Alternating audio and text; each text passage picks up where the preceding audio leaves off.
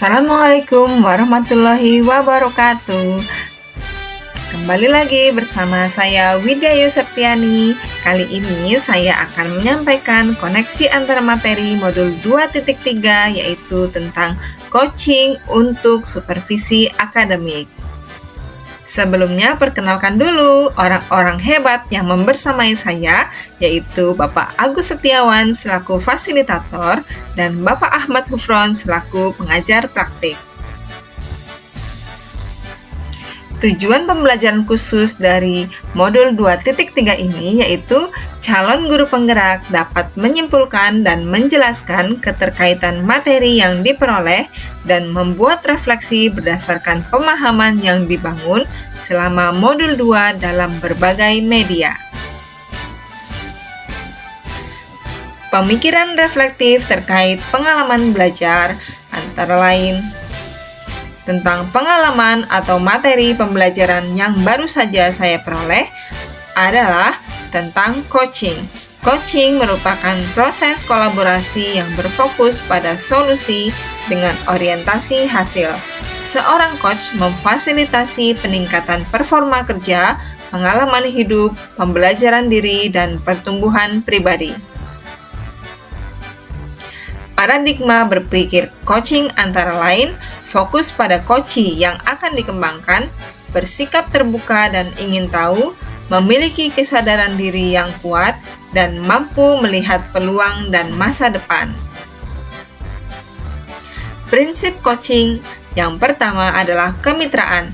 Coach dan coachee yaitu mitra yang setara sehingga tidak ada yang memiliki kedudukan yang lebih tinggi. Yang kedua adalah proses kreatif. Proses coaching memungkinkan seorang coachee berpikir, memetakan, dan menggali potensi yang dimiliki sehingga memunculkan ide baru. Dan yang ketiga adalah memaksimalkan potensi, yaitu memberdayakan kekuatan yang dimiliki coachee. Di akhir proses coaching diputuskan rencana tindak lanjut dari hasil percakapan. Kompetensi inti coaching adalah kehadiran penuh, mendengarkan aktif, dan mengajukan pertanyaan berbobot. Kehadiran penuh yaitu secara sadar menyelaraskan pikiran, perasaan, dan badan dalam proses coaching. Mendengarkan aktif yaitu seorang coach lebih banyak mendengar daripada berbicara, sehingga pusat pembicaraan yaitu coachee. Mengajukan pertanyaan berbobot adalah mengajukan pertanyaan yang dapat memancing coachee untuk berpikir, mengungkapkan permasalahan, dan memunculkan ide baru. Selain 3 kompetensi di atas, dalam proses coaching juga diperlukan mendengarkan dengan rasa. Rasa itu sendiri adalah receive, appreciate, summarize, dan ask. Dalam proses coaching, alur percakapan yang digunakan bisa menggunakan alur Tirta, yaitu tujuan, identifikasi, rencana aksi, dan tanggung jawab.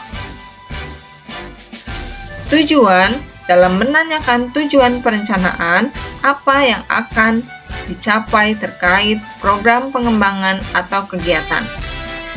Dalam proses identifikasi dan rencana, yaitu mengidentifikasi ukuran keberhasilan program yang harus disiapkan. Serta tanggung jawab ialah menyepakati kapan akan dilakukan sesi untuk refleksi. Bagaimana emosi yang dirasakan terkait pengalaman belajar di modul 2 ini? Saya termotivasi untuk lebih giat belajar, mendapatkan pemahaman yang baik terkait coaching untuk supervisi akademik. Saya juga tertantang untuk lebih banyak melakukan praktik coaching sehingga lebih terampil saat mengajukan pertanyaan yang berbobot dan menggali potensi coachee. Yang sudah baik berkaitan dengan keterlibatan diri dalam proses belajar adalah saya mendapatkan pengalaman terkait coaching dan sudah melaksanakan praktik coaching dengan alur percakapan Tirta. Yang perlu diperbaiki berkaitan dengan keterlibatan diri dalam proses belajar, yaitu saat mengajukan pertanyaan berbobot kepada coach, saya masih perlu mengembangkan keterampilan dengan memperbanyak latihan coaching. Keterkaitan terhadap kompetensi dan kematangan diri, yaitu saya memaksimalkan kekuatan diri sebagai seorang guru dan juga sebagai orang tua yang bisa menjadi coach bagi orang-orang di sekitar saya. Analisis untuk implementasi dalam konteks calon guru penggerak. Bagaimana penerapan coaching untuk supervisi akademik? Melalui kegiatan supervisi akademik, kegiatan pemberdayaan dan pengembangan kompetensi diri dalam rangka meningkatkan kemampuan mengajar, coaching dibutuhkan sebagai motivasi atau komitmen diri seorang guru sehingga kualitas pembelajarannya meningkat. Coaching sebagai kompetensi membangun kemitraan. Kemitraan dalam proses coaching dapat terbangun dan membuka peluang kesadaran yang mendorong tindakan aksi manakala dilandasi kepercayaan coach kepada coach. Dalam proses tidak boleh menilai kesenjangan jabatan karena dalam supervisi akademik terjadi proses kolaborasi supervisor dan guru. Tantangan dan solusi dalam implementasi coaching di sekolah. Seringkali supervisi akademik dilihat sebagai proses yang bersifat satu arah. Supervisi hanya dilakukan satu kali dan hanya formalitas sekolah serta tidak ditindaklanjuti. Sedangkan pada praktiknya, coaching bersifat dua arah. Seorang coach lebih banyak mendengar dan berusaha menggali kekuatan yang ada pada diri coach. Selanjutnya adalah membuat koneksi atau keterhubungan antara modul 2.3 dengan modul sebelumnya. Kaitan coaching dengan pembelajaran berdiferensiasi. Dalam proses coaching, coach perlu mengetahui bagaimana kesiapan belajar, minat, dan profil belajar mengajar coach.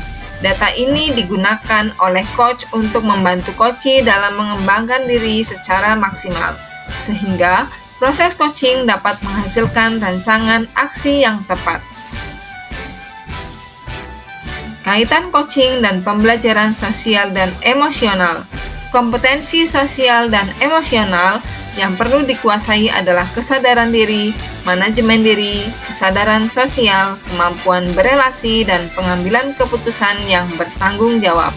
KSE diperlukan coach maupun coachee dalam proses coaching sehingga terjadi pengendalian diri serta memunculkan rasa empati yang dapat mengambil keputusan yang benar.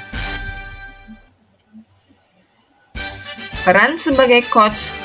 Peran sebagai seorang coach di sekolah dan keterkaitan dengan materi sebelumnya di modul 2, yaitu coach perlu mengetahui tujuan coachee melakukan coaching sehingga dalam percakapan tersebut, coach akan mengarahkan pertanyaan yang berbobot untuk menggali informasi yang terjadi pada coachee meliputi kesiapan belajar, minat, dan profil belajar. Coach juga perlu memiliki keterampilan sosial dan emosional dalam mengembangkan potensi mereka. Keterkaitan keterampilan coaching, pengembangan kompetensi sebagai pemimpin pembelajaran ialah proses coaching merupakan proses yang memiliki tujuan untuk mengembangkan potensi yang dimiliki oleh orang lain. Hal ini bisa diterapkan oleh seorang pendidik sebagai pemimpin pembelajaran dengan menggali informasi dengan murid, kemudian mengajak murid untuk berpikir menyelesaikan masalah. Praktik baik dari penerapan modul 2.3 ini, sejauh ini saya masih dalam tahap belajar menerapkan proses coaching kepada rekan guru dan murid-murid saya. Dengan mempelajari materi coaching, maka pemahaman saya semakin baik dan kemampuan dalam mempraktikkan tahapan atau proses coaching akan menjadi lebih baik dan optimal. Belajar teknik coaching tidak hanya sekadar yang ada dalam modul pendidikan guru penggerak, namun banyak sumber lain yang dapat menjadi referensi dalam belajar. Salah satunya dengan belajar praktik coaching melalui video di YouTube dan dapat juga belajar dengan rekan guru yang sudah mempunyai pengalaman baik terkait coaching, pembelajaran berdiferensiasi, dan pembelajaran sosial dan emosional. Pisang kepok enaknya dibuat keripik. Kalau pisang ambon, enaknya dimakan buah.